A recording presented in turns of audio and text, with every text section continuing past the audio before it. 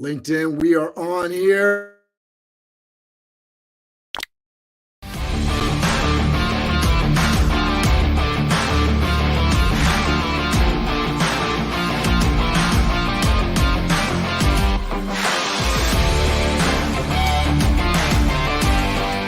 You know, he challenged me. He said, you should meet 2 or 3 people every day. We're talking about how to level up on LinkedIn and engagement, being the go-giver, the idea that being open to opportunity. We all deal with challenges, but how do you overcome that? Master Connector with Steve Spiro and Cameron Toth is live on air.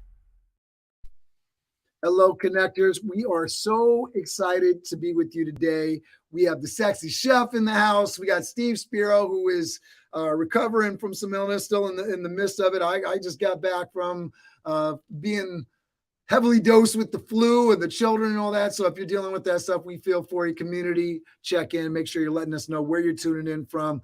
Steve's coming to you from Stamford, Connecticut today. I'm coming to you from Valhalla, New York. Yolanda Chen is checking in. We appreciate you so much for being a loyal member of our community.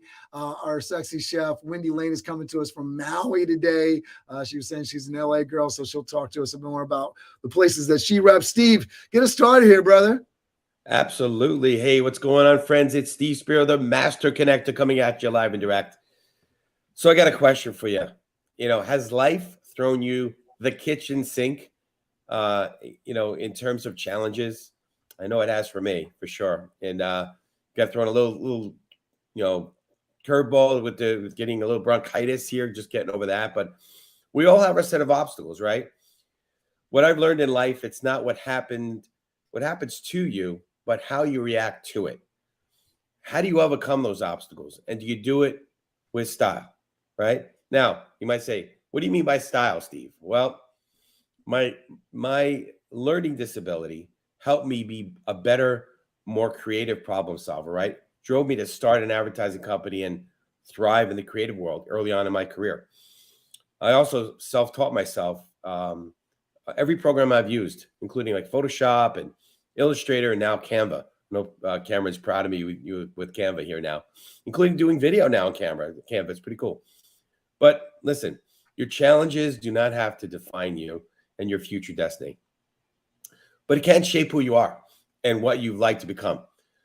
So I'm glad you asked, but it's not necessarily fashion style that we're speaking about here, but it's, let's say it's with class and dignity, right? That's what we mean by style. Okay. So today's amazing guest will certainly give us a very unique perspective, as she has done just that herself. So it's going to be a fun program.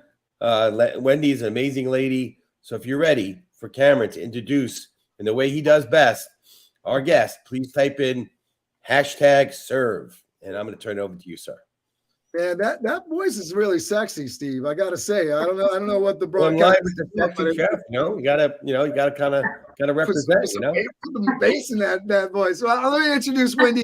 Wendy Lane. Chef Wendy Lane is a single mother for CEO of her brand, Sexy Chef Wendy. She has spent a lifetime in front of cameras as a model and a commercial actress from Los Angeles to Milan. She's been featured in GQ, runway shows, print ads, and countless commercials. Sexy Chef Wendy is an internet-based company launched in August 2013 with millions of followers. Her website, YouTube videos, blogs, and social media interaction provide an entry way for couples to bring romance and intimacy back into their relationships through cooking. Wendy says couples who eat together stay together. Please welcome to the show the sexy chef herself, Wendy Lane. Good morning. Wow. Can I just take you with me everywhere to introduce me everywhere I go? Steve's possessed. He says, everybody says that. He's mine. I mean, I'm married. I don't mean it like that. He's mine. Can't have him. I mean, listen, he could be here in Maui. It's not a bad gig. I'm ready for that invite. You can take me away. Yeah. Don't worry. So I cook every meal. So it works out. There we go. All right. So Wendy and Steve, get us started here. First question, Steve. Yeah, no doubt about it. And so, one of the things that we love hearing is stories, right? It's a big part of our show, Wendy. And yes. So we'd love to hear you tell us a little bit about how the Sexy Chef came about, if you can. And knowing that this is a 30-minute segment and we got some things to cover, but just the brief version on how that came about for you. Great. Well, thanks again for having me on your show. And I love you guys. I love your show, support everything that you do and represent. And overcoming obstacles is definitely something we all face. And as far as when I started my brand, it's interesting because for me, everything is first a dream and a vision. I actually can see like a story in my mind of what I'm about to create. And whenever that happens for me, I know that is the beginning. So I just sort of follow suit. So the reason why I started Sexy Chef is, in my bio, as you read, I grew up as a model. I was scouted at a very young age at 14, and I was kind of thrown into this very adult world. I traveled everywhere and, had to be kind of a grown up. And then also I grew up with a chef. My mother's a gourmet chef. We grew every fruit and vegetable and that you can imagine, herbs, spices, everything in our own garden. So I started cooking even younger than 14, basically from, garden to table. So those are my two passions in life. I would say 100% has been cooking since I was a child. And then when I started modeling, I was actually a very shy kid.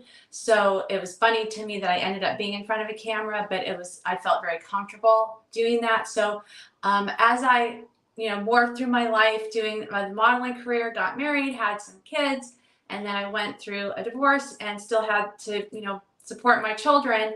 I literally was trying to, figure what can I do to be supportive and what am I really good at? What do I feel passionate about and what can I do that I can succeed at? So I came up with this idea of Sexy Chef because it made sense to me. I've always been a model and I've always been a chef. And people would always sort of like tease on me, say, oh, you're always like wearing high heels when you cook. You're always so like dressed up when you cook. And it was sort of just part of who I am. It's something I love to do. So it made sense to me to create that into a brand. And when I tell you this, when I first started it, I had absolutely no idea that it was going to end up, where it is today. No clue. That's amazing. It's great. You're doing some amazing things for sure. So we appreciate that. So, we want to dig into sort of the obstacle side of things, and you sort of alluded to it. I know we had a great conversation, couple conversations, and I know one of the things, a lot of reasons we wanted to have you on the show, but I think one of the things is that you, of all people, and a lot of us have had our share of challenges, right? So would love to hear, and there's so many ways this conversation can go in terms of obstacles, right? You mentioned you were divorced, but we want to kind of focus on this side of the obstacles.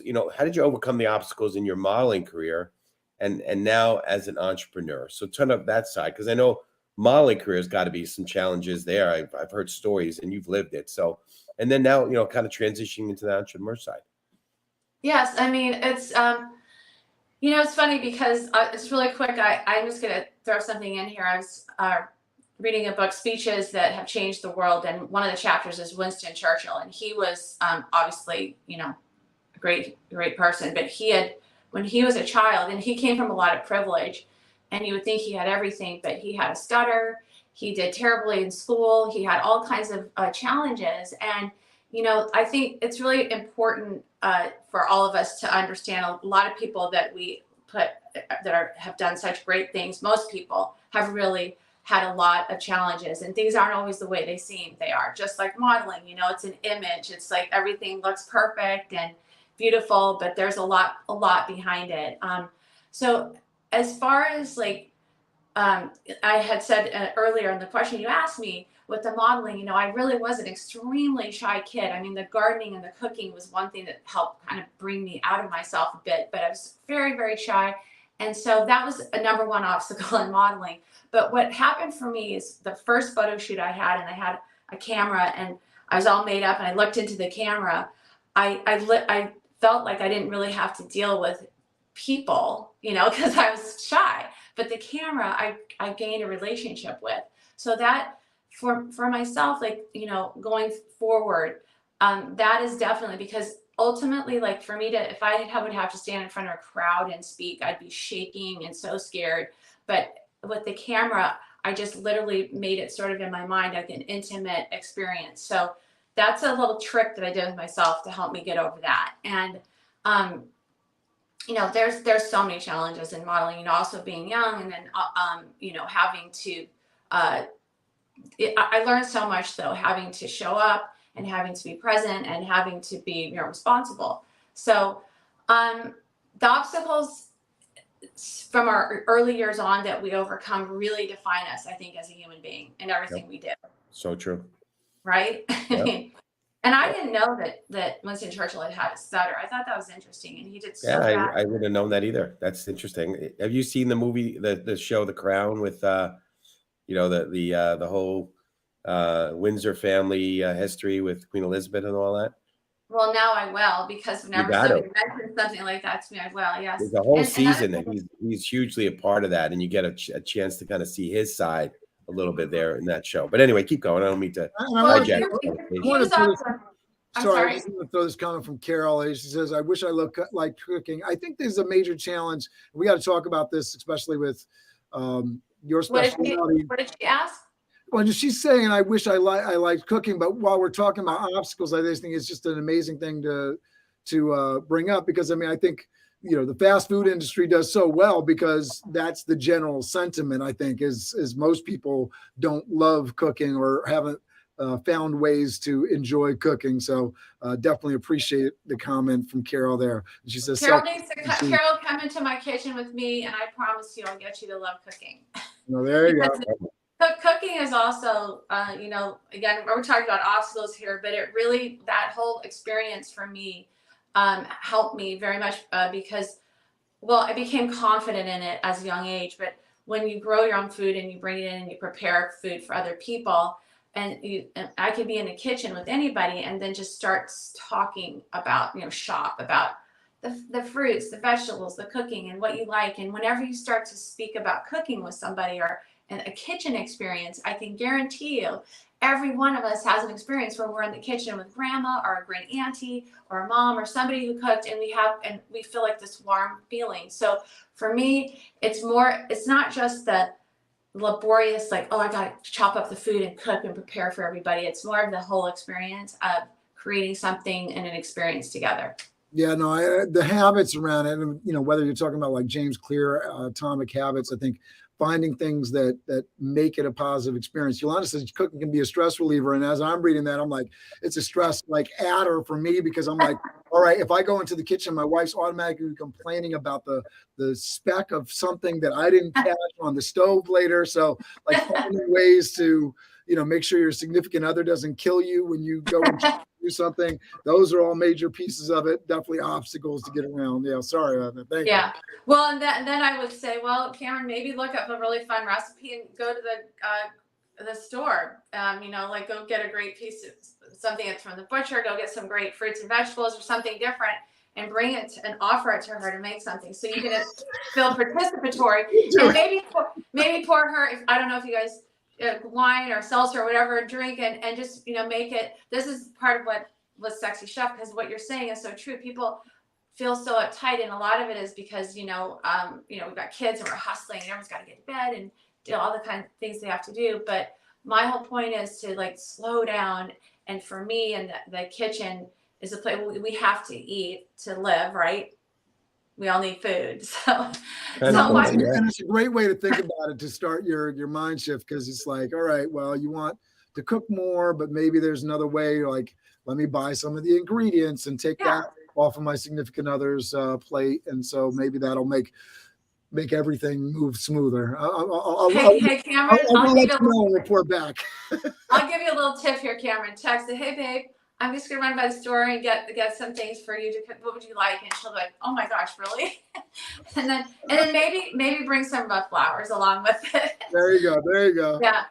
Just like we're talking about, anything that feels so, negative or scary, or I can't do that. Always my mind, I'm always trying to spin it in a different way, because it's so easy to go down these paths of why I can't do something or why I should feel negative about something. And I know, Steve, you did ask me a second part of that question about the obstacles about Sexy Chef. Obstacles, and then the second part was on the entrepreneur side of things. Yeah. Mm-hmm. Yeah, it's it's why I like stories like Winston Churchill and so many other. I'm just he's on my mind because I read it last night. I grew up with my father's an avid reader and an artist. It's one of his paintings. Winston Churchill is an artist as well, which I didn't know. But the reason why I like to read about that is because it humanizes everybody, because we all think, we're really hard on ourselves, and we just are. We criticize ourselves, or I can't do this, or they had something better than me. And yes, he came from privilege, great privilege, and lots of money, but he had a stutter and he was goofy and he did terrible in school. So he felt it's everyone's own perspective. So I think for me, I'm just always seeking ways to not fall into that trap of feeling like negative or less than, or I can't do something. So I don't know if it's something that I just innately have had in me my whole life, but definitely through reading, educating yourself through books, I think is really crucial, because if you don't have to have money to travel the world or learn about people. You have to have money to do that, but you don't have to do that. You can go into books and read about history of how people get things done. So that really is speaking my language on the book side. I know we're always recommending a book here. What you mentioned a book with Winston Churchill. What was it called? Speeches that have changed the world. Speeches that have changed the world. Okay. Yeah. And it's not just Winston Churchill. It's no. And I like this fun game too. And I traveled a lot of hours yesterday. I was exhausted, but my dad had the book waiting for me in my room because wow. There's books everywhere. He had it sitting out, and I just opened it and went straight to Winston Churchill, and I just really got it. I fell asleep reading about him, and I was like, and I'm not gonna lie, part of it is my father. He came from the Depression era, and he was a big believer in manifesting and through power positive thinking. There you go. Norman Vincent Peale. Yep. People don't know who that is. He's one of the original, the OGs of manifesting, so he had Post-its all over his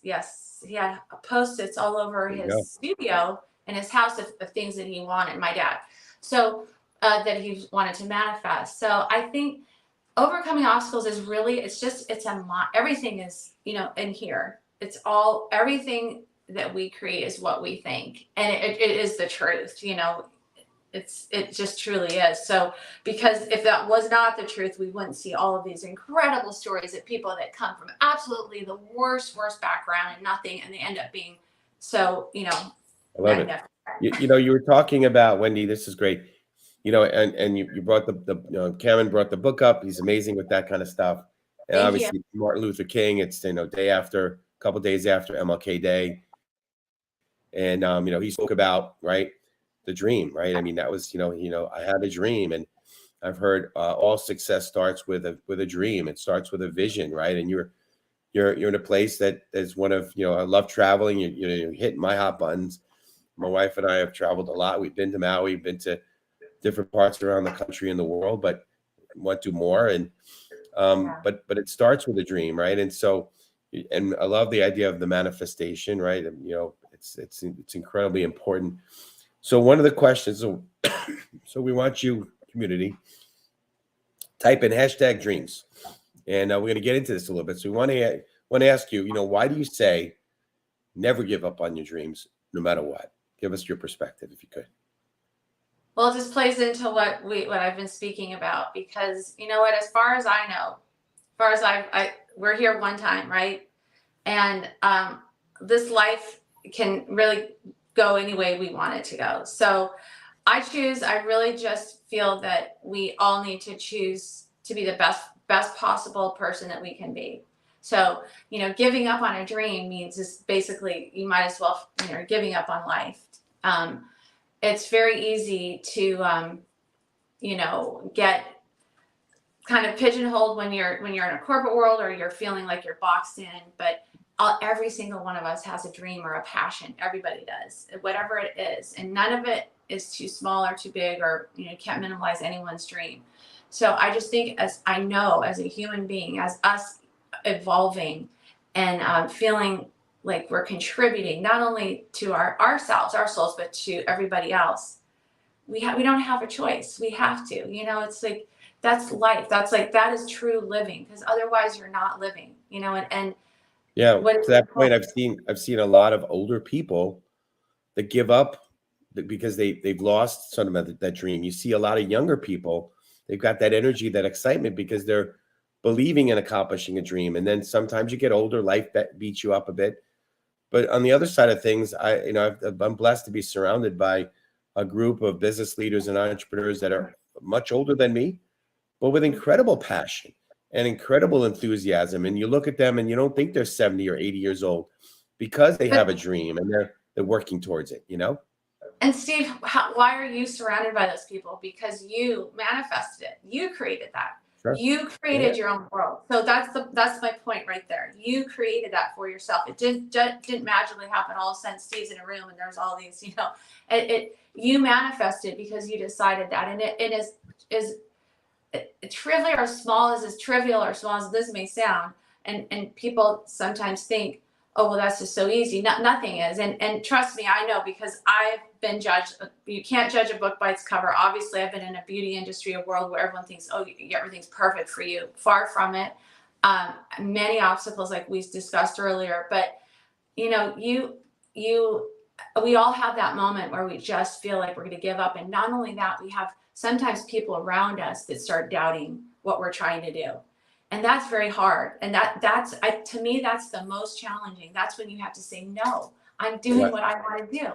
Yeah. And if you don't agree or align with me, I love you, but no, thank you. I need to be around people like you that support this, this mindset that I have. And that, for me, that is crucial. And if that means one or two people, then that's it.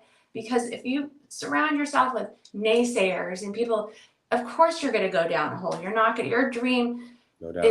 And the thing is, it's not that they're terrible people that are doing that. They're just people living in fear. So you must release fear in your life in order to get over any obstacle. And quite frankly, just to be happy. I love that. So, listen, you're leading us right to the perfect next question and topic, which is belief, right? So #belief community, type that in right now if you can. Again, a big part of our 2023 resolution community is we're not LinkedIn lurkers, we're LinkedIn participants, right?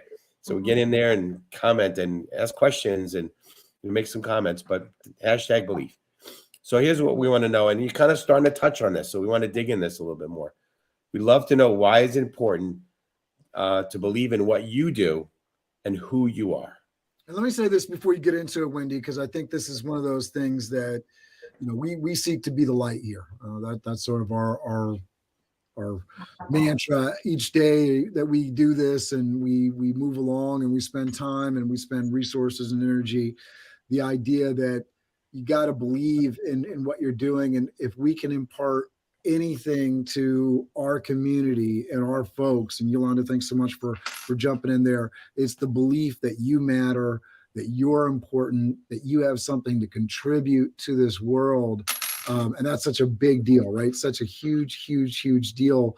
Talk about purpose, talk about moving forward on each day. So we're really excited for you to talk about this topic. Yeah, no, I love this. This is definitely up my alley, all of this. It is the foundation of who I am, my belief system. And one of the things you said, Cameron, that really just now is when people feel, I don't know, intimidated or where I start, or they feel afraid, or do I matter?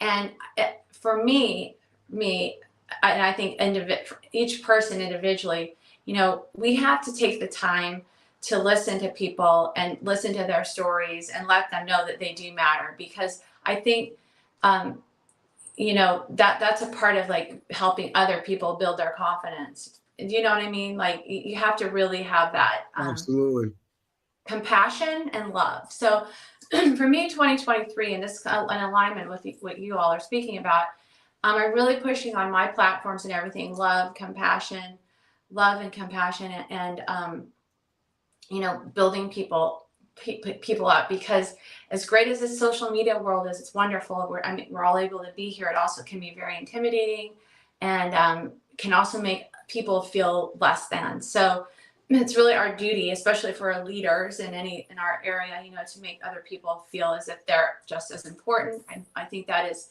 super crucial. I believe that, number one, when you wake up every day, your first action should be, gratitude. Literally thank your environment for everything. And I mean this when I say this. I open my refrigerator and I say, thank you for the food. Thank you for water. Thank you for a house. Thank you for, because we are so blessed, truly, if we even have, a place to sleep. So it has to be that fundamental. And I think if you base everything on that, gratitude, and then, what can I give today? Not what can I take? What can I give? What can I offer? How can I help you?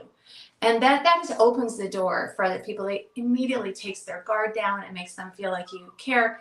And you should care, because we're all connected anyway. I mean, I could throw out another book, Carl Sagan, Billions. He speaks about that. If you really take down the fraction of numbers all the way down, every one of us, he explains that we are related, every single one of us on this planet. So if you got to get this mindset of feeling like that. So, and if you do, then that we have a collective power.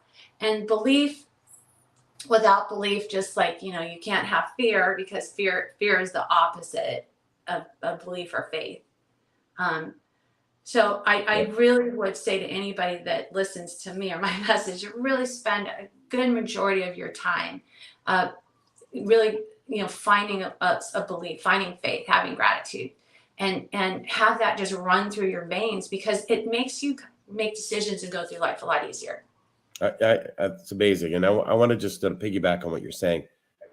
Number one, you're right. And I think, the younger folks there you go, billions and millions. Appreciate that, Cameron. But there's a lot of young people, and some of us that are a little bit more, mature, that look for affirmation on social media, and you're not going to be able to make everyone happy. So you have to be content within yourself. You got to believe that what you're doing is right, and then you're valuable, and you add value. And my feeling is, and I've said this before on broadcast, but my belief is that when I enter a room, not in an ego way, but the room is better because I'm here. And I believe everybody should feel that way. We all have value that we can bring to people. And you can touch people no matter what you're going through. Number one, you mentioned you were so blessed because, you look at other countries, third world countries, and, we might be complaining about our cars, a hoopty, but we have a car. There's places that they're lucky to even have a bike, or they just walk, or some places they're not even wearing shoes, right? So you're right. We're so blessed, and we can't take it for granted. So just know this, if you're listening, that we believe in you. We may not know you personally. We hope to know you personally, but we believe in you. You have the seed of greatness within you. You can accomplish anything you put your mind to. Just believe that you're special, and know that what you're doing, if you do it with the right heart, is going to be a blessing to other people. When we get into the social media thing, and the comparison game is so dangerous, right? So I think it's it's interesting. You have somebody like Wendy. There's women out there that are beautiful, my wife included, who will say, I wish I looked like this. And I'm sitting there, I'm like, I don't want you to look any different than you. You're amazing. And I'm sure another woman looks at you and would die, to look the way that you look. And so I think we get so caught up in what we think is attractive and what we think is better. And we're playing the comparison game, and that just sucks the happiness out of our lives. And that's always dangerous. Never good. Is that, it's not a zero-sum game. Your gain isn't my loss. That's a big deal. I think a lot of people look out into the world and see that, and got to know that it's an abundant world. And then I think the biggest thing, when you're looking at social media and the add-on, because people will look at, these times and say, oh, things are so much worse now and things are so much harder. But, we have so much access to this abundance world. And so if you stop playing the comparison game and you start playing the collaborate game, oh, man, the world opens up, because now I have immediate access to Wendy if she's living on Maui and that's the lifestyle. Well, how did you do that? Wendy, how did you go there? How did you get there? How did that work for you? And suddenly you start realizing either one, it wasn't as easy as you thought it was. And it's like, oh, let me backstab, right? Or two, oh, that's doable. That's possible for me. That opens up some different doors, right? And I think that's something, because everybody's sort of looking around and saying, well, oh, they got a Lamborghini, must be easy, right? And yeah, it might not be that easy, or it might not be what it looks like on the surface, right? And then the other piece of it is like, hey, there's a way to do it. And so if you're willing to take the steps, Well, Good point. that, you know, that's the interesting thing that you brought up too about, so, you know, that like when you said, oh, they have a Lamborghini, and I'll tell you, because I'm friends with a lot of, you know, influencers, and so and it's in my world, but you'll never see me post. I don't have a Lamborghini, and you'll never see me post that or even like show off, you know, try to show anything off, because I just don't. That's not my purpose for me of being there. But a lot of people, it bothers me. A lot of people that have these fancy cars and these planes, like I get invited to go tour private planes all the time. It doesn't mean it's my plane, but right. I could easily take a picture and say I'm on a private jet. I mean, I can do it tomorrow if I wanted to, and honestly never get on that jet. People will say, oh, you know, exotic cars. They'll want you to pose in front of their Lamborghinis or their Ferraris, and then the person just goes home to their apartment in their regular place. So it is a very dangerous thing to compare yourself. Yeah. I don't is never ever would be my intention. I've used social media. Like you see, my father was in advertising. I've been around it my whole life. I understand, you know, the power of that. So I used it as a tool to help me grow a brand. Never ever would I want anyone to feel like they have to compare themselves. I don't think I'm better than anyone. I'm not. There's a lot of beautiful people. We all have our own lane, every one of us, you know, and for me, I just use it as that tool. I can't, and if you spend any time comparing yourself, then you're just wasting time. You're not following your passion. The more time you spend energy thinking about what other people are doing or what they may or may not have, you're robbing yourself of your time. Yep. So I heard it said, Yeah, I'll say this I too, heard it because said that you don't have to, you know, knock down somebody's building to Yeah. make your building look taller, right?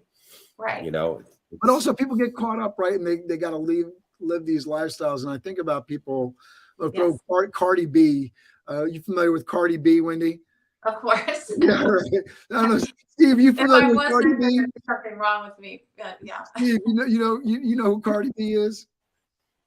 I don't. That's I'm why not I a big asked the question with you. media. Yeah, I love that about him. So just something really interesting. So Cardi B is this hip hop entertainer. For anybody that's watching this doesn't know, but it's really interesting when I was like digging into her, because I was like, when she started getting popular, like what's going on with her, where she come from, and her social media stuff was she's a funny person, right? She's an entertaining person.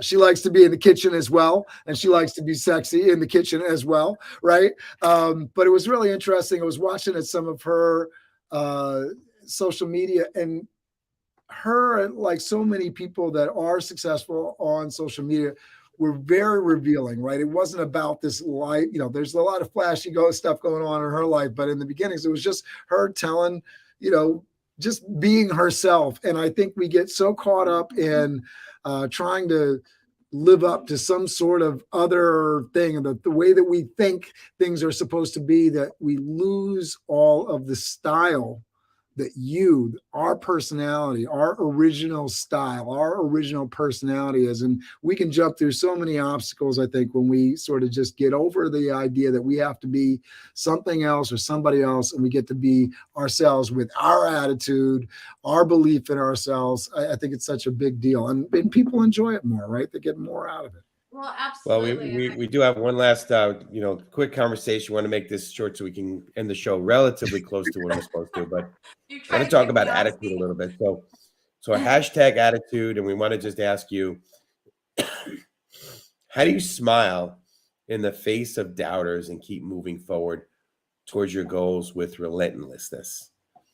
Yeah, attitude of gratitude and smiling. You know, I've always, and maybe that's you know, trained in front of the camera, but thank you, you know, up above, some reason I've always had this ability to kind of laugh. I have a little dialogue in my head a lot of time that makes, I think funny things rather than negative things. I flip the switch. I flip the script in my head. I don't know if anyone ever watched Ally McBeal, but she has an inner dialogue going on while she's, you know, doing something different on the outside. The inner dialogue for me, is just always, you know, thinking kind of above and beyond. And how if someone says no to me, that you might as well just like say yes 1,000 million times, because if I hear that word, I'm like, oh no, I will figure it out. So, it's just having this kind of little bit of a fighter inside, and always like understanding though, the win for me in life is to live happy, joyous, and free, to be a happy human being. And one thing I'm going to just back up really quick that you said, be the person that walks into the room that lights the room up. Be the person that everyone wants to be attracted to and smile, because there's power in it. And it's not nefarious. It's not being like manipulative. It's just getting that energy and feeling, happy. And hey, I guess I want to spend my time here. I've had, just like everyone, I've had, a lot of things happen that maybe would shock people. But in the end, I just choose happy. It's just that simple. I love that. I love that you use the words choose. I also like, in this conversation of attitude, you were talking about fighter. I think that decisiveness is one of those big things, right? So 2023, if you want to move forward, you're deciding on something, right? You're moving forward on something. You're fighting for something. And that means you need to make a decision on what you're fighting for, pick that dream and move towards it, right? So that you can actually check that box and move the goal forward. I love it. And Carol says, how to reignite the fire if you're burnt out. I think, she's asking, right? How do you reignite that fire if you're burnt out? So we'll get that question in, Wendy. How do you reignite if you're burnt out? Yeah, that's a good one. And I can relate. I mean, I've raised kids on my own, and you can get exhausted. That's where you have to take time. I think it's really important, like one thing I wanted to really touch on today quickly is, I'm into a holistic approach in life. It's not just, it's what we think.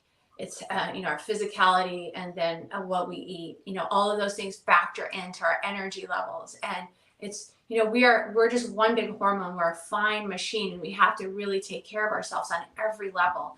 And so when you're feeling burnt out, it's a sign for you to step back. It's telling you, take care of yourself. Truly, you hydrate, make sure that you're eating, whole, fresh foods. And there's plenty, we could do like 10 million segments on that, but there's plenty of information out there to find out, at least how to get started with that. And exercise. Exercise really alleviates fatigue. It's something I do. I get up here every day when I'm in Maui, like 4 or 5. I run down at the beach.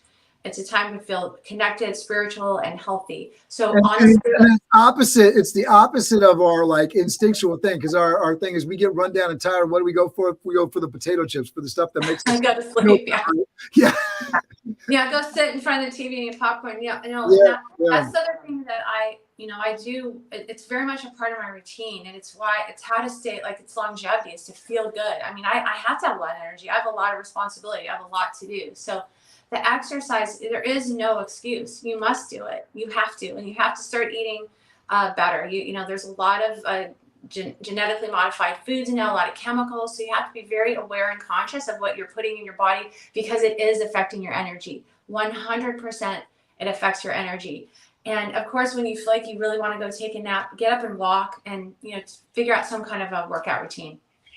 All right. And Winnie, is it right that you have a burlesque speakeasy coming into existence with Chef Tony Amati? Is that right? Yeah, we are still in the works with that. As an obstacle, I've been working on it for a while, and just dealing with city permits and things like that.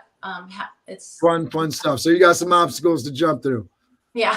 All right. So tell people how they can get in touch with you, Wendy.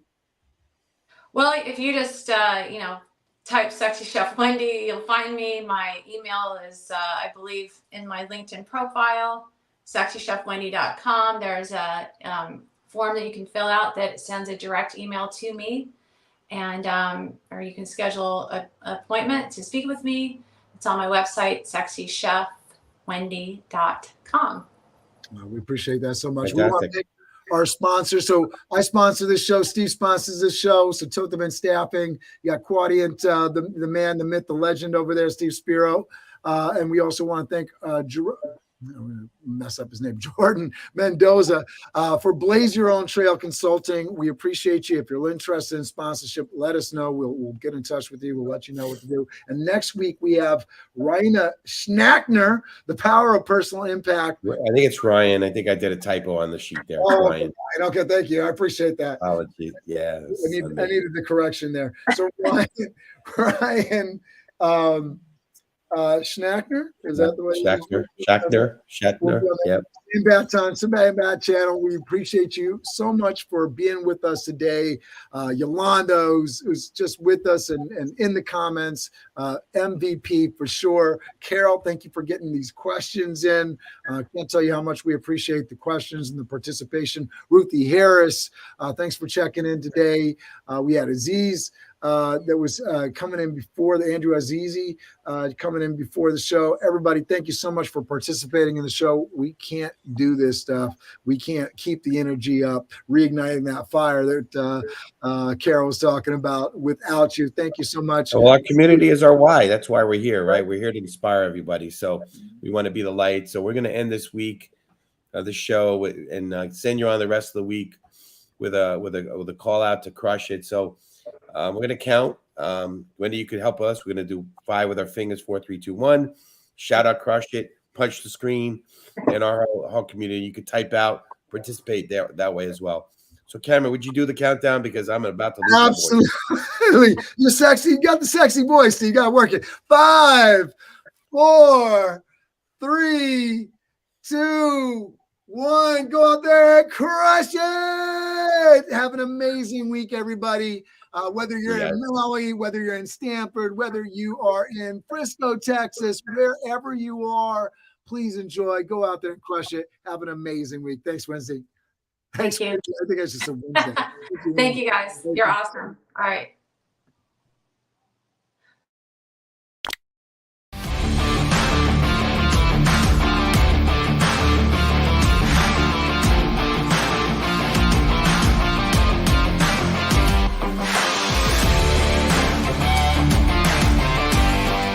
He challenged me. He said, you should meet 2 or 3 people every day. We're talking about how to level up on LinkedIn and engagement, being the go-giver, the idea that being open to opportunity. We all deal with challenges, but how do you overcome that? Master Connector with Steve Spiro and Cameron Toth is